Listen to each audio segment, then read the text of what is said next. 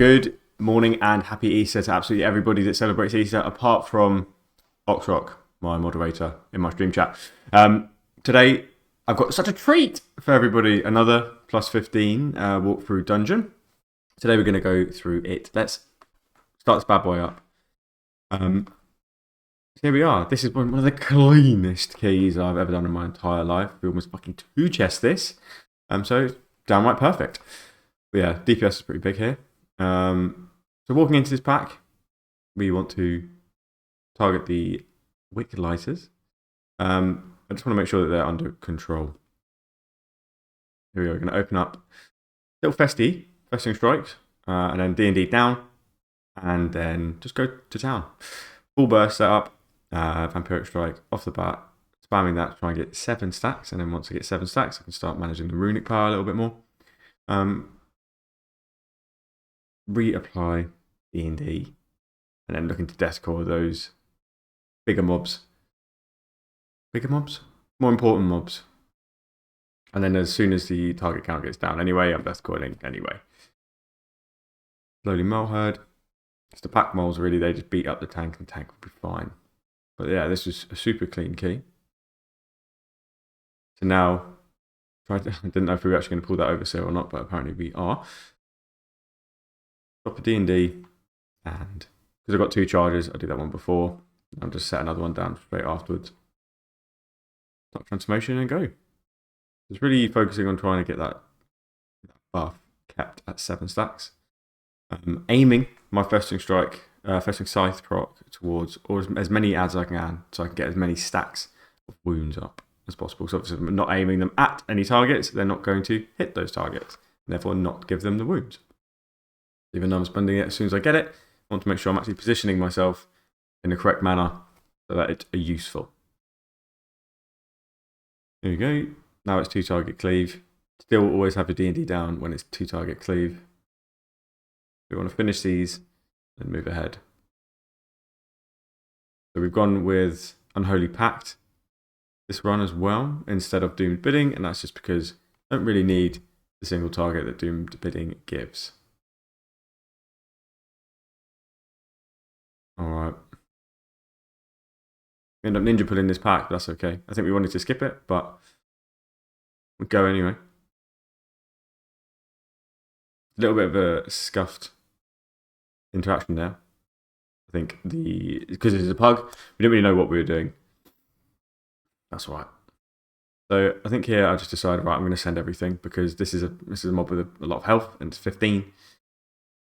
And I need to get my stacks up before the boss. So we go in. You get a little blood beast. But then the tank pulls it with the boss, and if I knew that was happening, I would have saved my cooldowns. But I didn't. I'm deathly scared of these dynamite carts, so I'm very weary about crossing these tracks. There we go. We've got the dynamite cart, and we've got festering scythe proc at the same time. So I saved the scythe for when I get to the cart, so I can load it up with some wounds straight away. And if there's anything else around it, great, they get wounds too. Now I'm on the lookout for the carts just to make sure that I don't get run over. I think I saw one that just went, so it was safe to cross. See what I can do about it. Bear with me. Sorry about this.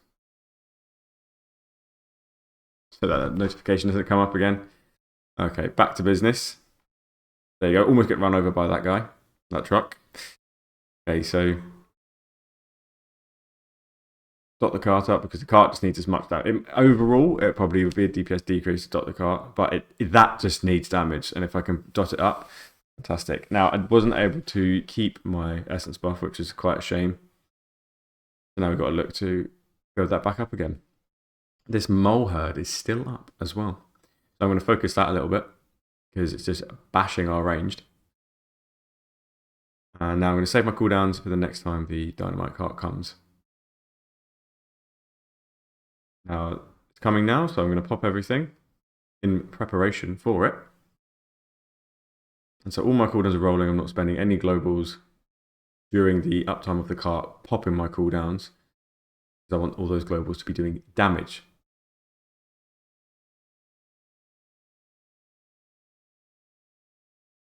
I'm focusing a lot on death coiling the boss. These menial labourers, they will get killed by mechanics, so I don't really need to pad on them. I could epidemic every now and then, but realistically, I'm kind of just weaving in death coils on Waxbeard. As well, you want to do that because you want to keep rotten... Oh, that was close. You see that? I can almost drive by. But I want to keep rotten touch on Waxbeard as much as possible. So I get the charge. I'm just going to face myself towards the pillar. And we're golden. Look at that. Boss is almost dead already. Very quick. Buffs to Arcane Mage are looking very nice for them. Alright. Moving on. Now I want to pick a target here. I want to pick a prior target. I'm thinking Wandering Candle or Blazing Fiend. We've also got our cooldowns coming back. Set everything up with some wounds with Festering Scythe. That's nice. I put my D&D down at my feet. And that's not really a good play. I should have moved it. I should have put it where I was moving to even. So now I'm going to be one D&D-less for this pack. But again, not really too sure what the tank is doing. He's doing fine. Don't get that wrong. But I don't know what his plans are. So therefore, I can't plan accordingly. But we have enough D&Ds to make it work. Defiles.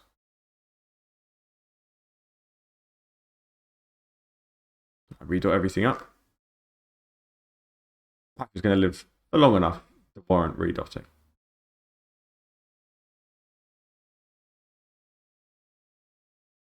Finish everything off and move to the next pack. So I've got my Dark Transformation coming up soon, so I'm not going to bother redotting because my Dark Transformation will do it for me.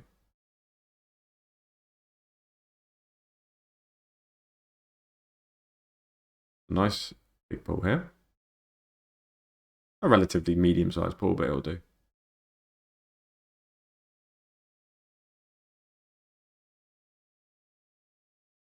Right, so Royal Wicklight is about to cast, or it's just finished cast. Yeah, there it is.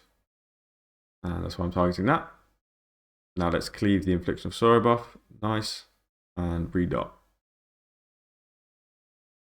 I haven't got much going on, and I had a spare global, so that's why I A-bombed him there, and also do a little bit of control.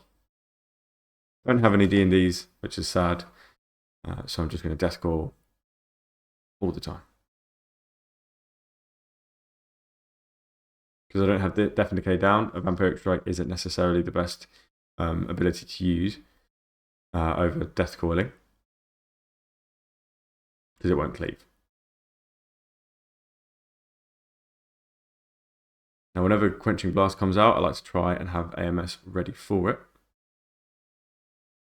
AMZ is on cooldown as well, so I can't use that for this pull. Doing some decent damage, but ripping aggro. Now, don't necessarily have any targets that need to die first here, so I'm just epidemicing. Everything just needs to die, so epidemic. Another D&D down just as the AoE comes. Now, there's not that many mobs, so I'm back to Death Coiling. Also, they're unstacked, so epidemic wouldn't do as much damage. While we kill that, have a quick sip of this. Yum. And wasn't too sure if using that Dark Transformation there was probably the best idea, but at least it makes it line up with Unholy Assault later on.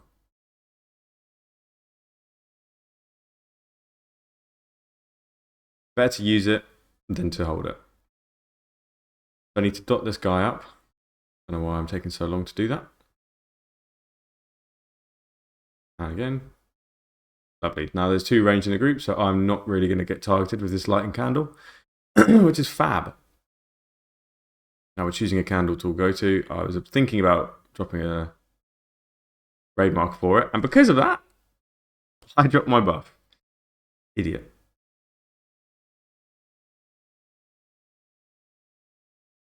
Right, so I've got all my cooldowns now. Dark Transformation, give myself a bit of wounds. I'm a bit worried about the candles at this point. Then I do the rest of my burst and get my stacks up to 7. So this has not been a particularly great pull for me. I've got AMZ as well.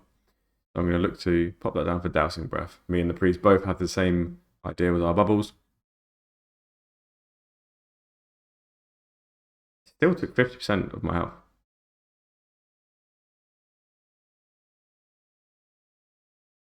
Alright, so what am I thinking about now? I'm thinking about my dot running out. Hopefully get Vamp Strike to extend my dot. I do. Great.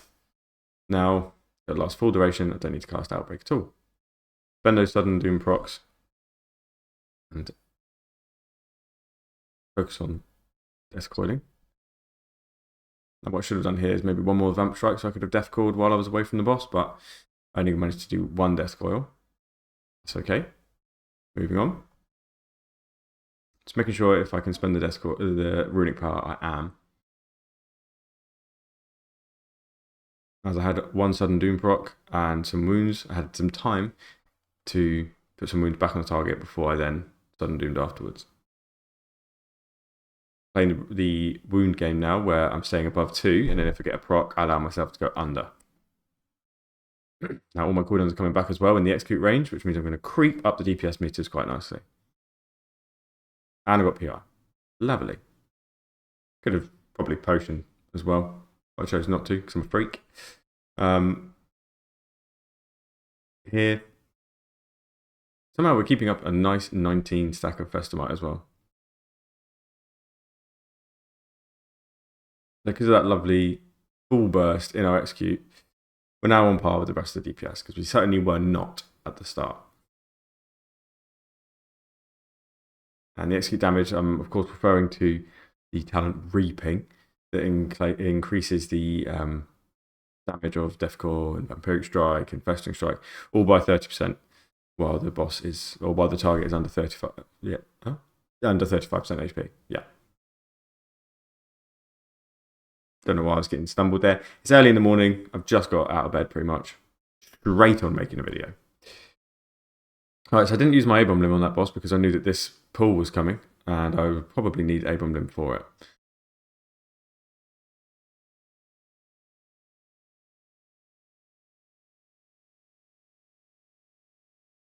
I was looking to grip some chaps into the beam, but then I figured I just needed to sort my positioning out and just start doing some damage instead. We've done it. So we're going to look for doing this skip now. So I want to dismiss my pet because my pet will run up there and pull that. So dismiss him, and I'll just resummon him after we complete the skip. Now I do struggle a little bit to find the spot. I should have just done what I saw what the druid did and thought, okay, I'll give that a go, but it wasn't really working for me here. So nicely, Breathe gave me a nice little grip. Alright, resummon my pet, all my cooldowns. Just waiting for the mage to complete the head jump. And then we go.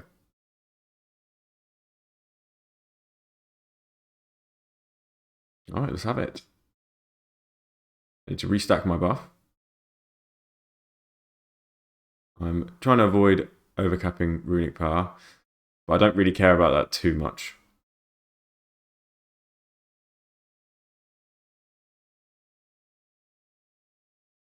Right, I'm looking there. I was just looking to try and clear one sort of stray candle on their own. Now, I could have probably just stayed on the boss here, but for me, this boss bugs out where I'll be on the candle and it won't clear them. It happens, I think, in this run. It's so weird. I don't know why it happens, but it's not ideal.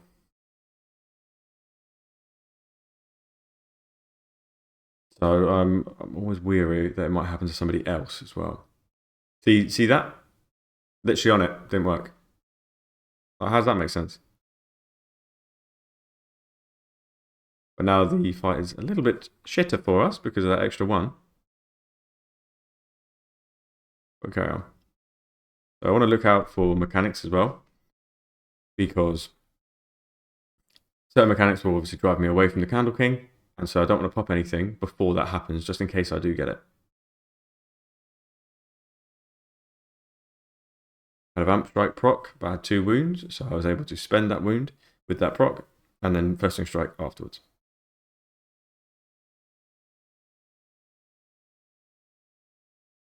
There's one in the back there. That one was just, was not going to get got. That was okay. They've got full burst coming up now. And we're about to enter XE range as well. Fingers crossed we don't get any abilities during this, and we didn't get the pickaxe, so that's good. Or target.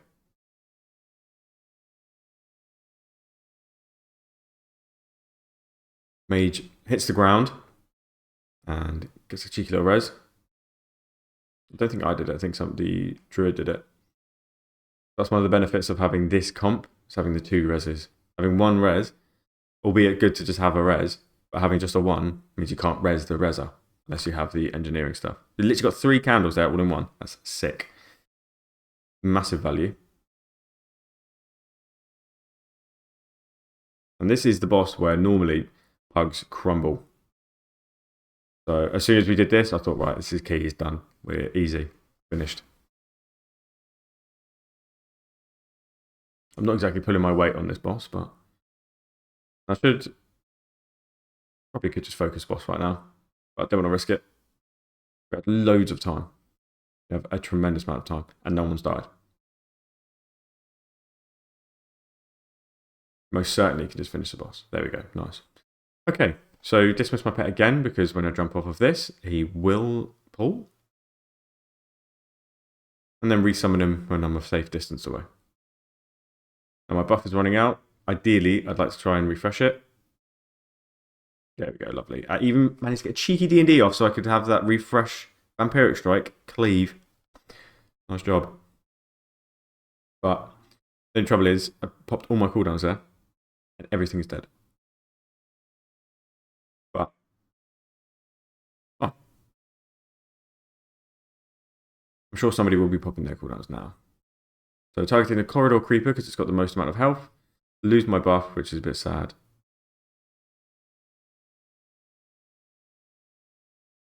Redot everything because infliction consumed all of those dots. And then start laying into them. Really wanted to avoid those puddles on the floor because they're horrible. Right, so we've got lots of high health mobs now. Skittering darkness mobs die very fast. It's not really worth targeting them at all. However, the shuffling horror and the corridor creeper, they have good amounts of health that you can lay into, and it is good.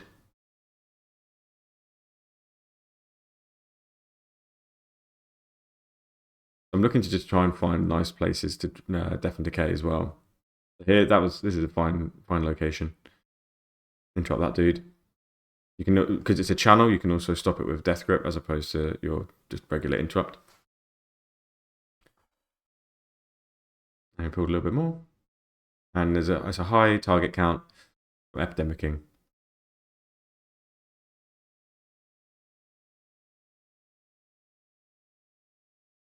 And I'm thinking, do I put my cooldowns here? Got 2 corridor creepers. Don't know what the tank is doing. Because the tank ended up moving away, I was thinking, oh, I'm going to put my cooldowns. But in the darkness, I'm not going to be able to keep up, and the damage would just be lost. So all I want to do now, while the cart is moving, is do abilities that will enable me to keep my Essence of the Blood Queen stack. But no mobs. No one nearby. I think I may end up losing the buff. Yeah, I was just a millisecond away. Which is annoying, but my pet is all the way on the other side of the mine, dealing damage to other mobs. I end up just popping my cooldowns as well, because this whole like RP section is so long. Any time is a fine time to pop your cooldowns at this point. Don't need to save it for anything.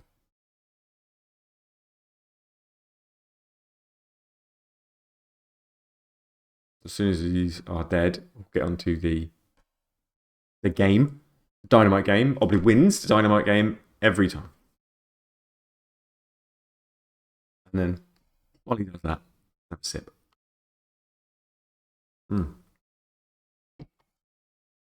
Amazing. Right. Will I get up to 18? We'll see. Going heavy at 4. This whole part of the dungeon is fun, but it's boring. It's quite time consuming because there's no real skill element to this. Like, it doesn't help you. Get it to like 90% and then that's it. What we really need to do. But clear that Obly does come out on top. I know it says that Etasis is on top, but that's just a bug. Winner Obly. And this stun thing is so long too. At this point, the druid was actually saying, let's take the corridor creepers onto the boss and let's get a 2 chest. And I think at the end, the tank pulled all the creepers and thought, nah, fuck that, I'm not doing that. Which is a fair shout. There was absolutely no need to do that. The tank was getting his ass kicked there, so I think he just decided, nah, we're going to stop. But A-bomb, Dark Transformation, D&D down, and then full burst. And go. Stacking up my buff. Everything's done quite quick. I got stuck in this little corner here, which is not ideal. So I couldn't do any Vampiric Strike cleaves. Now I want to get another Death and Decay down as soon as it's safe. So while I don't have Death and Decay down, I'm just doing Death Coils. While I'm on the move, Death Coiling. Now I've got Death and Decay down. Back to the Vampiric Strike. Infliction Cleave, and then give everything some wounds with the Scythe.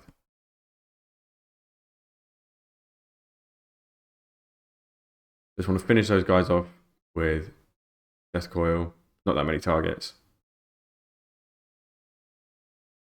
And as we're on the move, I've got the Death and Decay buff still from moving out, but no point doing any damage now because I'm 90% reduced. D&D goes down. I was only going down just in case those creepers stayed alive for a little bit longer. But we go. So a good tip here is every time you get Shadow Blast, just go out and get a candle. And then with whoever takes care of the candle, run through the middle of the boss. That way everyone can just run through with you and attack. There doesn't need to be any sort of funny spinning around tomfoolery. Eternal Darkness hurts like hell. And we had our candle drained. But the mage, his job on this pull pre-planned before we just pulled was to get the candle every darkness. Right, so I'm using my cooldowns on cooldown here. I'm not going to save them for any ads or anything like that. It's just no real major benefit to doing that. Just wanted to do some boss damage, man.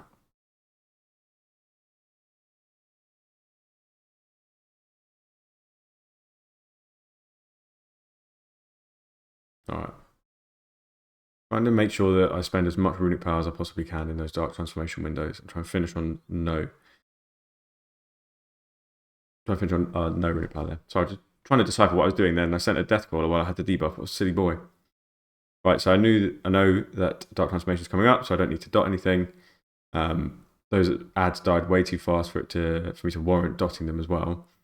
So dark transformation comes up. Now I've got Shadow Blast. I'm looking for a candle. I'm gonna go out and grab a candle.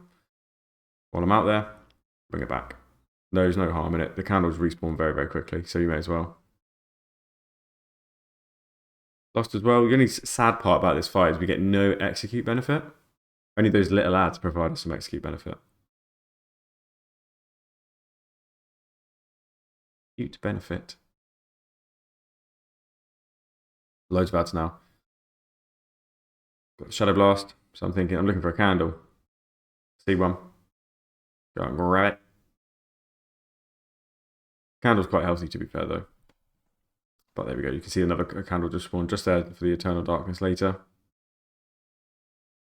Making sure I don't overcap my wounds.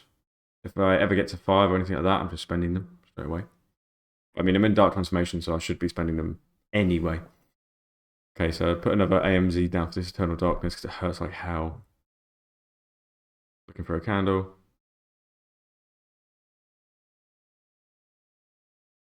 Grab one. This boss is very simple. There you have it. Look at that. That was smooth as hell. And it upgraded the keystone. It plus 2'd it as well. So even though, what was the timer there? Can we have a quick roll back of the timer? We still, even though we did that, we halved the pool, we still plus 2'd it. That's nuts. Huge key. But yeah, thanks very much for watching, everybody. Leave any questions in the comments below. Like, comment, subscribe, and all that. Support your boy. Thanks, everyone. Bye.